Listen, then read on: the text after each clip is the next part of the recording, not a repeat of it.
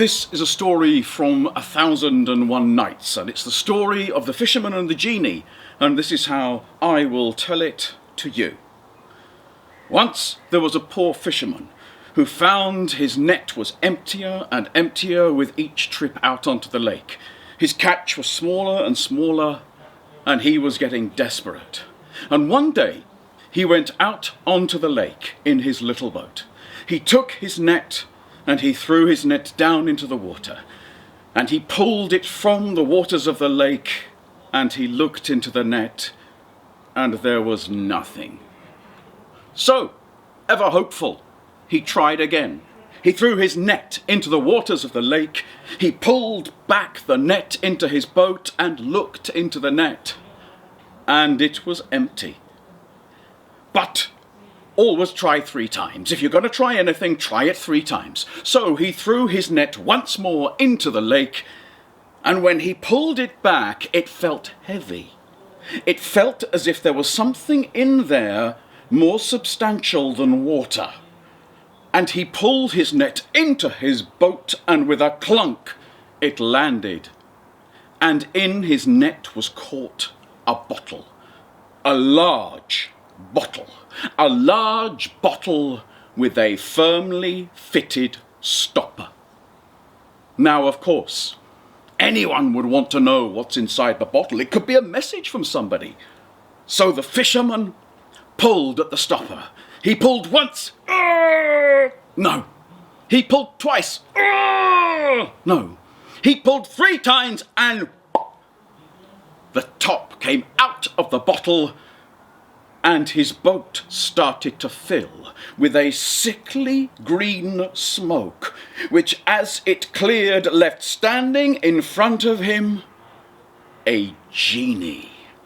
A genie from a bottle, and you and I know what a genie from a bottle means. And the fisherman looked up at the genie and said, "Oh, genie, I've let you free from the bottle. What will you give me?"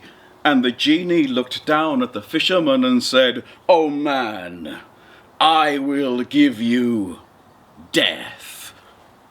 The fisherman was a little surprised by this, and he said, "Death? But I've just saved you from a bottle. It's traditional to give me a wish." And the genie said, "Oh, when I was trapped into the bottle, I swore that I would give whoever released me a wish. And I swore that for 300 years. But then, after 300 years, my patience had worn thin, so I swore whoever released me from the bottle to pay for waiting more than 300 years would be transported to the ends of the earth. And I swore this for 300 years. But after 600 years in the bottle, I made a new promise.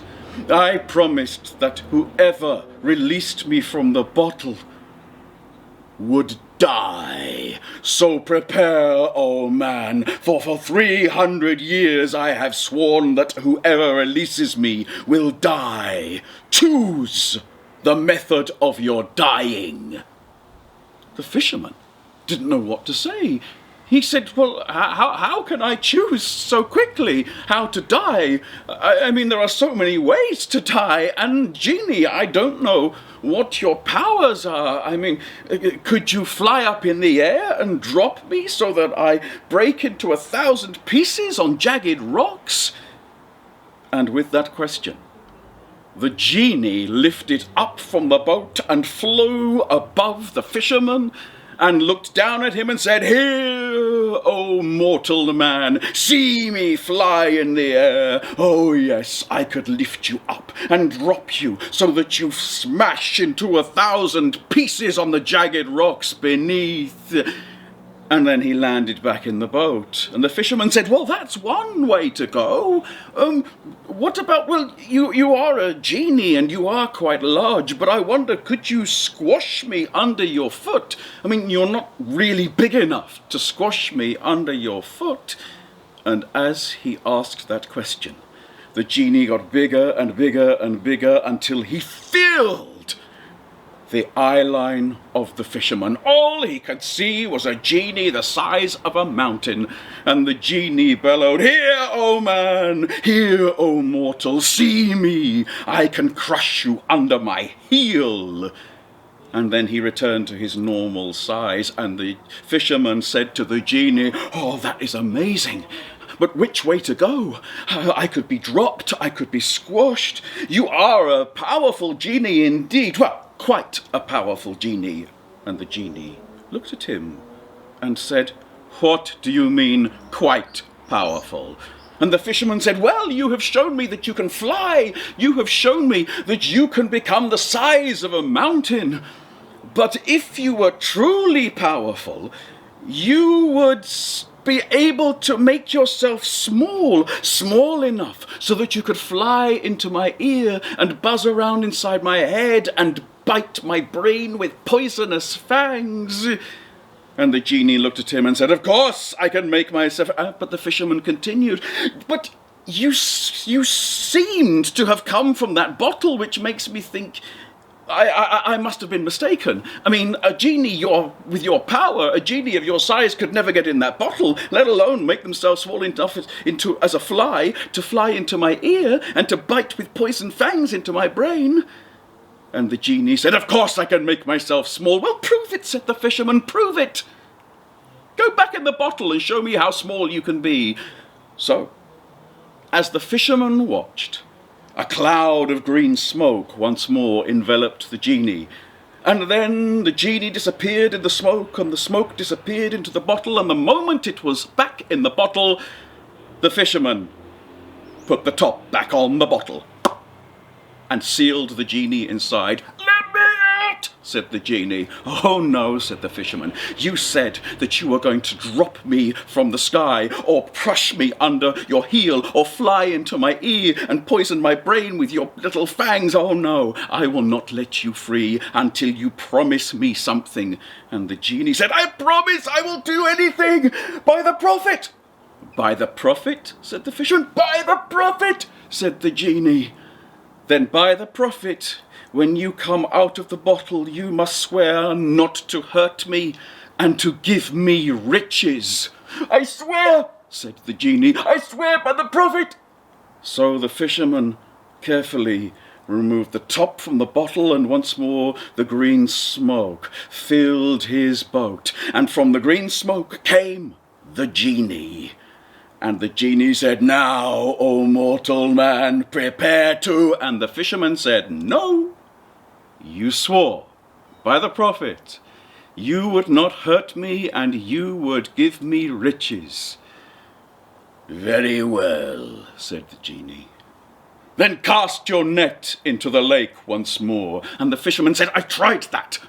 My catches are getting smaller and smaller. There is nothing there."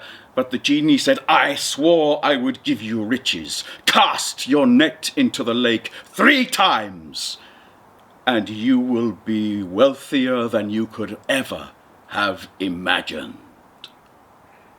And with that, the genie flew up into the air and was gone. The fisherman did as he was told.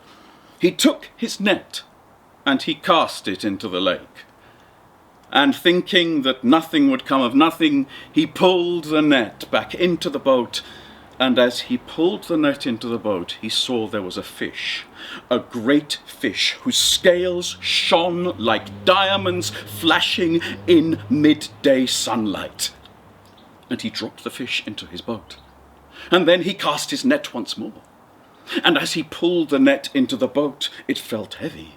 And as he pulled the net into the boat, he saw there was a great fish, another great fish, this time shining as blue as sapphire. He dropped the fish into his boat. He cast his net once more, and this time when he pulled it in, there was a third great fish, and this time as red as blood-red rubies. And he dropped the fish into his boat. And he sailed back to the land.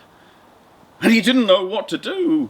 I mean, there's not much eating on these fish to make him the richest man that he could ever imagine to be. So he took the fish to the Caliph. and presented them to the Caliph, and presented them with his story of the Genie.